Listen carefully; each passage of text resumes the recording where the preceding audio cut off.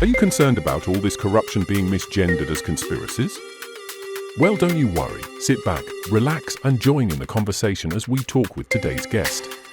Welcome to another LSB Film Productions podcast with your host, Chris Brooks.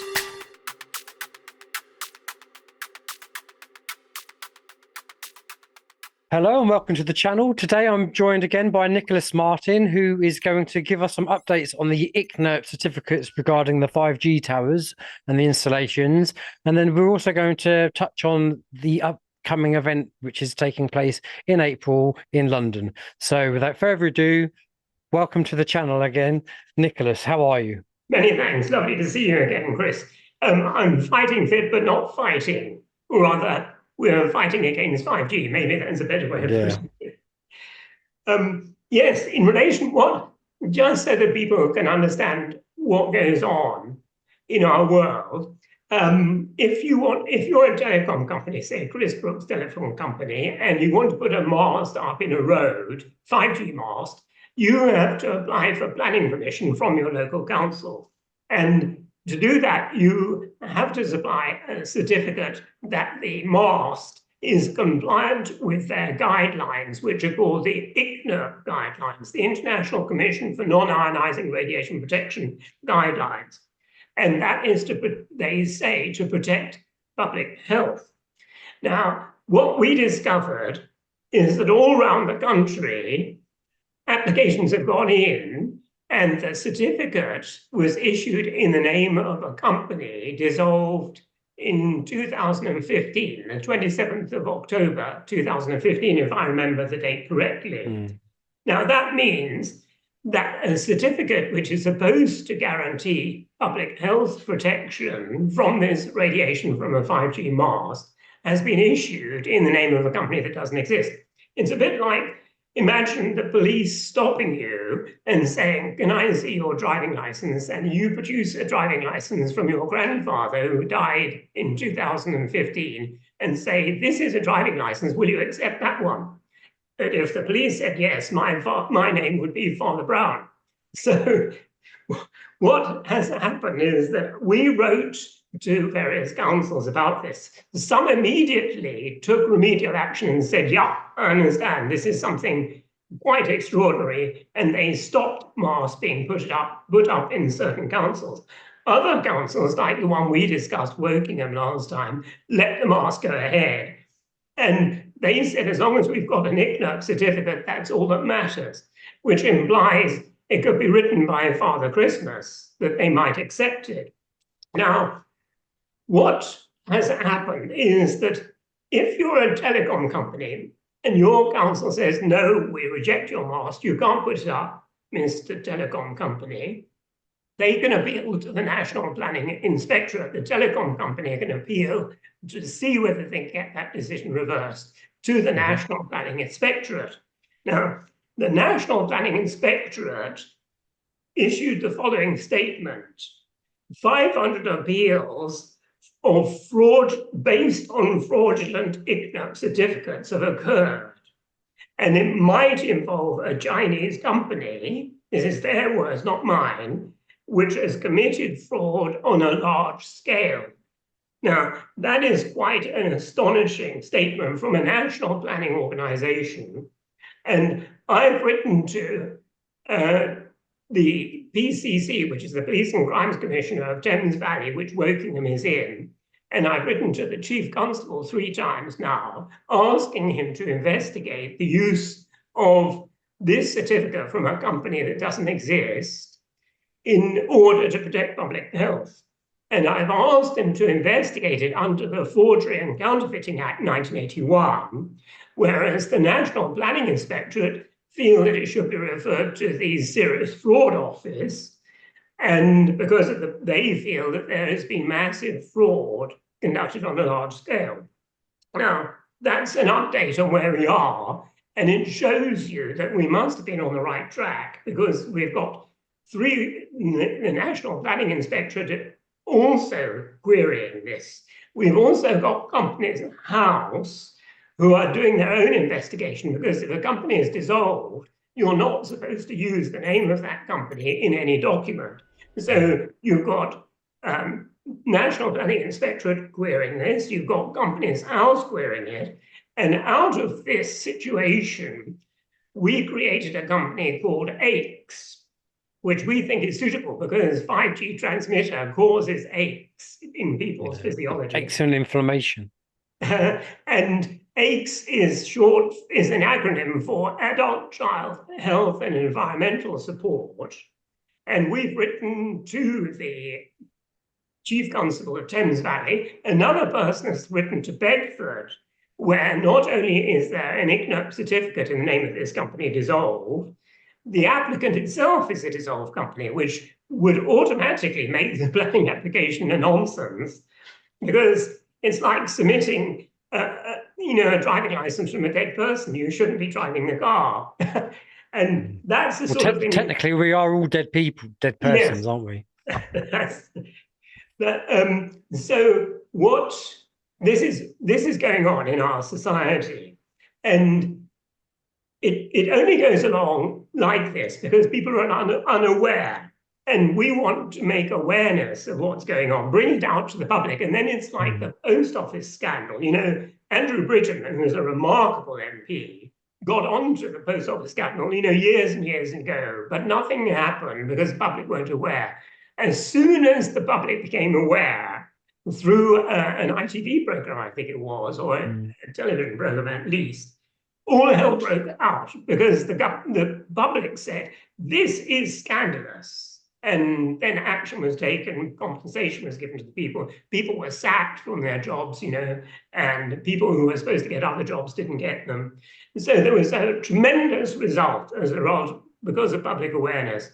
And somehow we've got to get the awareness of what's been going on in relation to 5G mast over to the public. And that's why we created this organization, AIDS. And that brings us neatly on to the next topic of what we wanted to talk about, which was the event on the 11th of April. And that is sponsored by AIDS. It's in the Emmanuel Centre, which is a very, very big centre in Westminster, holds 900 people. And what I would say is AIDS, which is Adult Child Health and Environmental Support, is set up in the UK to try to emulate what Robert Kennedy's organization in America, the CHD, has done. Tremendous work on all sorts of areas. And that's what we would like to try to replicate if we can in the UK. And that's why AIDS is sponsoring this meeting. Now, we've got some remarkable people speaking at that event. Most notably, we have got Andrew Bridgen, who has, as you know, been a really remarkable MP, standing up for truth in relation to many topics, not least the post office scandal, but also, as we know, the vaccine situation, where he's constantly putting the government on the spot in relation to the vaccines. And he is going to be one of our speakers. And of course, the farming, he's quite up on the farming situation as well. It's Andrew, because we've got another gentleman in relation to the farming, a person called Jim Ferguson. He's a farmer up in Scotland, and he's very, very much on top of the situation in relation to the farmers all around the world. And he will be talking about the agenda, against the farmers. And of course, all this relates back to things like net zero, the United Nations Agenda 2021, all those sort of things combined together to create these very, very strange situations. Another strange situation, of course, is ULEZ, that people are up in arms against ULEZ, and that features in our discussions as well. And the other gentleman we've got is a man who won the FCC case. You see, the government will tell you, Chris, that you needn't worry about 5G or any microwave radiation in air radiation because it doesn't heat you up. And that's the basis of the ICNIRP guidance. Now, Scott McCulloch was working for Robert Kennedy's organization called CHD and won a case against the American government. And they accepted that they should investigate the non-heating effects, because it's the non-heating effects that cause cancer. and all these other things. Now, we've got evidence of a patent application from a telecom company that goes into great detail how these 5G masts, this type of technology, can cause cancer, because they set out that this radiation disturbs the DNA, disturbs the chromosomes, and these things are precursors to increased cancer risk. So the government will say to you, Chris, don't worry. There's no credible, that's the word they use, there's no credible evidence that this technology is harmful. Well, there we are. We've got the telecom companies applying for a patent based on their knowledge that it does cause harm. So eventually, if I were in your office and I got out a cigarette, you'd probably chuck me out. And certainly the council or the parliament would chuck you out if you lit up a cigarette. Yeah. But years ago, the government said, do have a fag, when you're in hospital, or, they wouldn't worry if you smoked in the office. Now they don't, because the government had to change because they were persuaded to change their view by truth. So, and Andrew Bridgen, of course, as we mentioned, will be a speaker. Then I don't know whether you remember, there was a film about the vaccines called Vaccine Safe and Effective, A Second Opinion. Do you remember that? I vaguely recall the title. Yes. That was done by a gentleman called Mark Sharman, who used to be in the Sky organization, and ran Sky News, I think, for a time. And then he retired. And Oracle Films. And they made this film, Vaccine Safe and Effective, A Second Opinion. And he's made another documentary about the United Nations UN agenda and net zero. And we're going to give a special screening of that film in our event. That will come, and then afterwards we hope he can say a few words about the film, or even before. And another person called Sandi Adams, who's I interviewed her yesterday. Oh, very good. Yes. Did she mention our event? I can't remember. I can't remember. She did talk about events, but I don't know if she pinpointed that one. Right. She is an expert on the United Nations UN Agenda 2030, which most people don't know about, but is the basis for things like net zero and all these other things that come out of it, like the farmers, what's going on with the farmers, the ULEZ, 15-minute cities. All of that sort of thing come out of this type of agenda. And we asked her to be a speaker originally in our event. And then Mark Sharman discovered about our event, and she is really saying what she was going to say in our event in the film. So it was not sensible for her to repeat it. So after we've shown the film, then we hope she's going to say a few words from her perspective. And so that's Sandi in the film. We've got, as I mentioned, Scott McCulloch. He won this court case against the American government, the FCC. We have in the UK something called Ofcom, which is the regulator for the 5G network. And in America, they have the FCC, the Federal Communications Commission. And Ofcom and the FCC both say, don't worry about it. As long as you don't heat up, everything is perfectly safe. Well, Scott McCulloch, who is a marvelous lawyer in America, was acting for Robert Kennedy's movement, the CHD, and took a case against the government and said, no, it's not really the heating, it's the non-heating effects that are going to affect you. And he won the case against the government. I hope that somebody will bring a similar case against the British government. In the UK, yeah. Yeah. Well, I shouldn't really say UK, it's Great Britain, isn't it? Great Britain, yeah, yes. And let's hope it'll become great again one day. Hopefully. Yeah. And what happened as a result of that is that the judge said to the FCC, you must examine and look into the non-thermal effects, non-heating effects of this radiation. And that was the decision of the court. Now, the only thing is that the judge didn't say you must do it by the 26th of February 2025. They didn't put a date, or 24 even. They didn't put a date. And so the FCC can go on examining it until the year 3025 and still be in compliance with the judgment. And I think, I'm not sure, but I believe that there's an attempt to revisit this case and hopefully put a time limit on it, which would be a marvelous achievement. So Scott McCulloch is going to talk about the amount of surveillance, I think, he's going to talk about that is going on you and me. And he's been an attorney in the telecom industry for many, many years.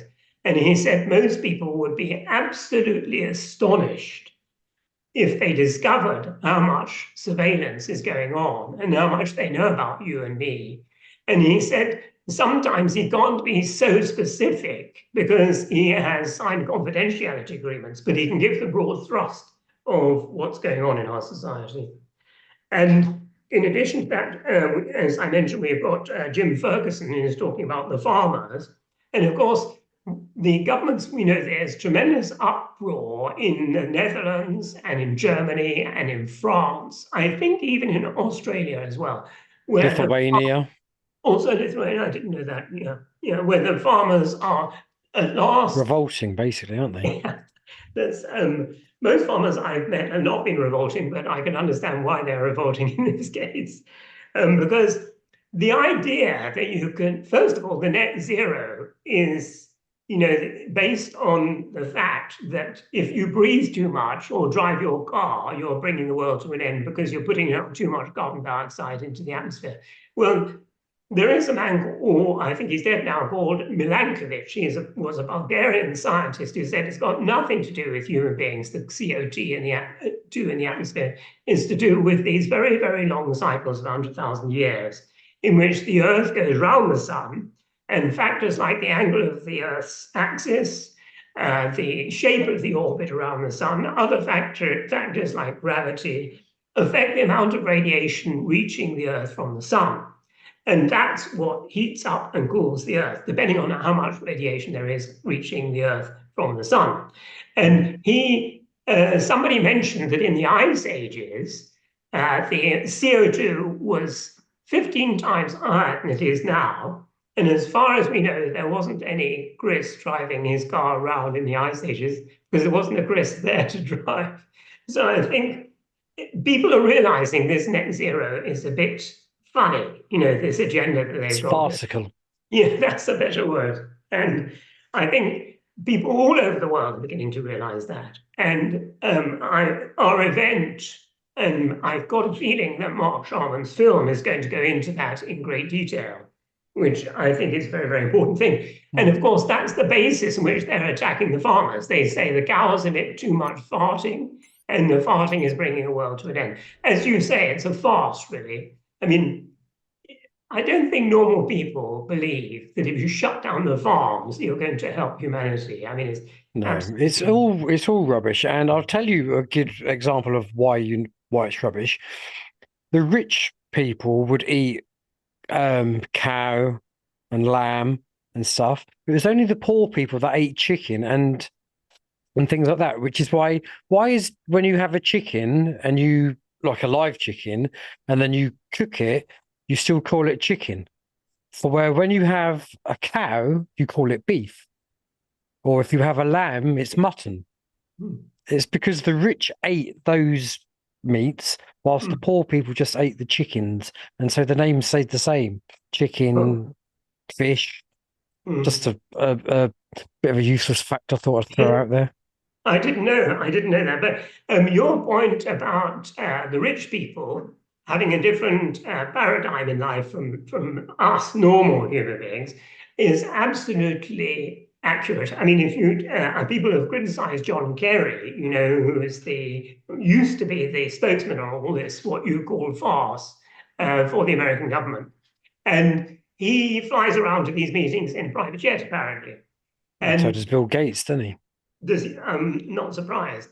And Prince Charles, as he was then, it's quite interesting about Prince Charles. He used to be in favor of organic farming, everything natural, and Highgrove, is a very, very marvelous residence in Gloucestershire. Used to be done on very, very good principles. In fact, I don't think they used tractors. They used animals in the old ploughing methods. I think so. And everything was natural, organic, and the beauty of the universe. He wrote an excellent book with another gentleman about the beauty of the cosmos and how nature mustn't be disturbed. And now, since he's become king, he has joined this World Economic Forum, become a spokesman for them. And of course, the World Economic Forum wants to genetically modify everything, so nothing is natural. Human beings hacked into, their DNA changed, animals modified, food modified through genetic modification. And it's a complete change in his approach. And I find that quite staggering. And I kind of recall Prince Charles then talking about GMOs in the 90s. Because that's when I first heard of GMO. It was through Prince Charles, and also that kind of ties in with the fact that he's refusing chemotherapy for his cancer and going down the holistic path. Oh, yes. Well, I mean, I don't know about, you see, originally, when he was Prince Charles, before he was king, he advocated all things natural. And the royal family have always advocated homeopathic medicine, going back to the Queen and the Royal Homeopathic Society and all that sort of thing. And he definitely was a standard bearer for natural, everything in nature, in which man shouldn't disturb the balance and the harmony of nature. And he was concerned with music and with art and all these things. But since he has become a spokesman for the World Economic Forum, he is really supporting a group of people that want to alter everything, genetically modify this, that, and the other, including you and me. Because there's a video of Klaus Schwab, who is the chief executive, I think, of this World Economic Forum, talking about how you can be hacked into, your DNA can be hacked into, and then you and I are changed. He speaks openly about this on YouTube. Now, I do think that's quite a mystery, why a man who stood so staunchly for everything in nature and the natural order of the universe should want to support an organization that wants to be unnatural, that wants to change everything and genetically modify it. That's a real mystery. But I didn't think a king I didn't think he was allowed to have a political viewpoint. I thought he had to remain in the middle. Well, I mean, and that's a view which I very much support, because it's supposed to be a constitutional monarchy. Britain is supposed to be a constitutional monarchy. And many people thought that when he gave up being a prince and became a king, he wouldn't do all this sort of stuff, either for organic nature, which I fully support, or for what I consider the madness of the World Economic Forum. But under a constitutional monarchy, he shouldn't be involved in the political arena. I agree with you. So it is a great mystery why our society allows that to continue. Now, the only thing I can think of is that if you look at our government and in the opposition, the Labour Party is the opposition, the main opposition, and the Liberals, I think, probably, they all believe in this net zero stuff. And you've got Rishi Sunak, who is a World Economic Forum man. His father-in-law runs Unisys, which is a company that I believe is involved with the World Economic Forum on software development. You've got Boris Johnson was a World Economic Forum man. You've got, I think, Hunt. Macron. Who? Macron. Oh, yes, I was thinking of just in Britain. Oh, and okay. You've got Keir Starmer, who is, I think he's on the Council for Foreign Relations or something like that, or the one of these big organizations. It's not that one, it's another one. And there you are, you've got 4 people in the government and the leader of the opposition all supporting this agenda. So they're probably not going to object to a monarch who should keep quiet and not push this agenda also. So maybe that's why. Yeah, quite possibly. Yes, yeah. So all of this will be brought up on the 11th of April in the Emmanuel Centre, which is a big hall seating 900 people in the middle of London, funnily enough, in Westminster. So I hope that the House of Commons will be able to hear the intelligence of this conference or this event spilling over into the House of Commons and settling like a cloud of truth above the chambers. And you never know, something might change eventually. But How long is the event for? right, it starts. The doors open at people can come in and settle down at 4:45, and then the film will be shown, and then the discussions will go with all the speakers, and then we'll have a question time with written questions submitted, and these can be answered, and then so it finishes at 9:30, and so it starts at 5 and finishes 9:30, and it's on the Eventbrite website, so people can buy tickets. And what I can do is I can email you all the details with the link, and then people can click on it and then attend the meeting. And the purpose of the meeting really is to do what you're doing, Chris, which is to educate, because the BBC won't tell you that during the ice ages that CO2 content was 15 times as high as it is now without any human beings walking around on the planet.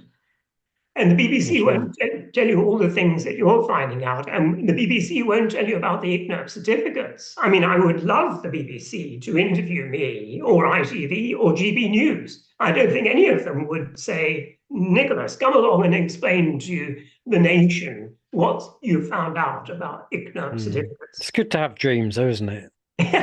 Well, eventually we will have a society, Chris, where the national broadcaster will tell the truth on these things. It won't support the government. You see, I got letters. I wrote a complaint to the BBC Complaints Department and said, why don't you tell the truth about 5G?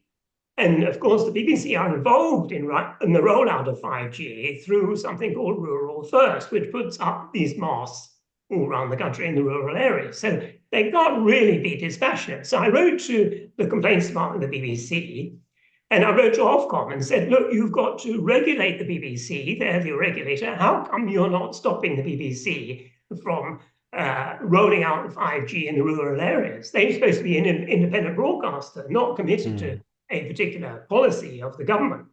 And both of them write back to me and they say, Mr. Martin, there's no credible evidence. Well, we've got Martin Ball. There's far more credible evidence against it than there is for it.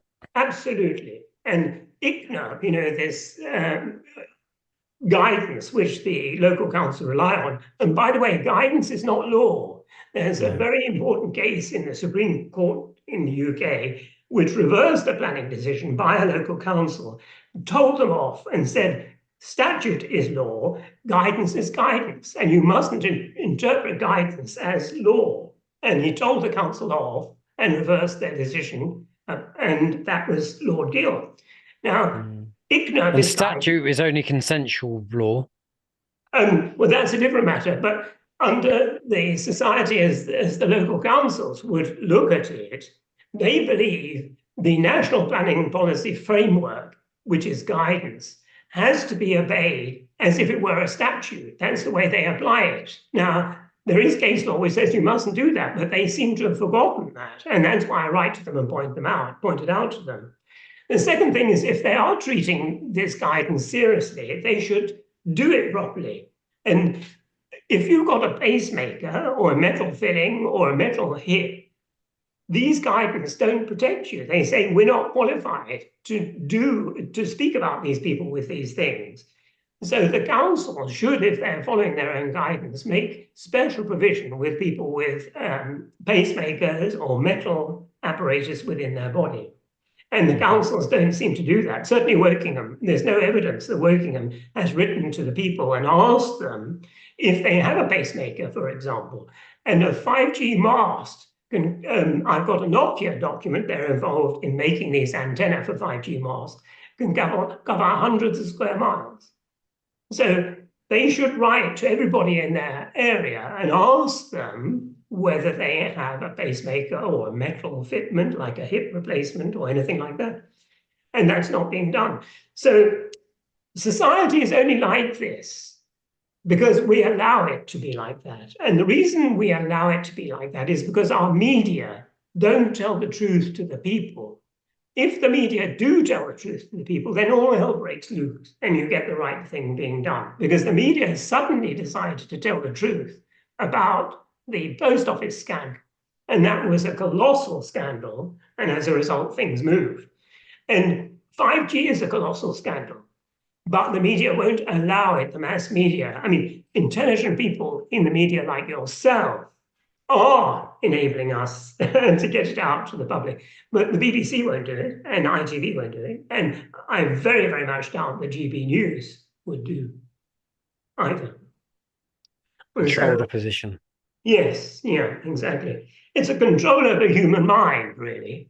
You've got all these propagandas like net zero and all of this stuff coming out of non-elected bodies who then, through their agents, and they have agents in the governments, you're quite right, Macron in France, Trudeau in Canada, these are all WEF people. And you know, it's interesting. I'm a local councillor, although I'm speaking in 5G as chairman of 8, not as a local councillor, for example, when I write to the police. But if I attend a council meeting, they would say, would anybody declare any interest in any of the items on the agenda? If they do, then the person would have to leave the chamber whilst that was being discussed. Now, I would have thought that I didn't think that's how it worked. I just thought you weren't allowed to vote on it. Well, in our particular council, when that item comes up for discussion, the person who's declared an interest is asked to leave the chamber while we discuss the item, and they certainly wouldn't be allowed to vote on it.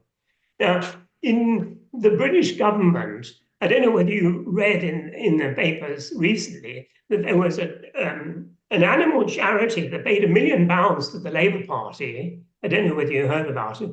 And the Labour Party then brought about the banning of horse racing.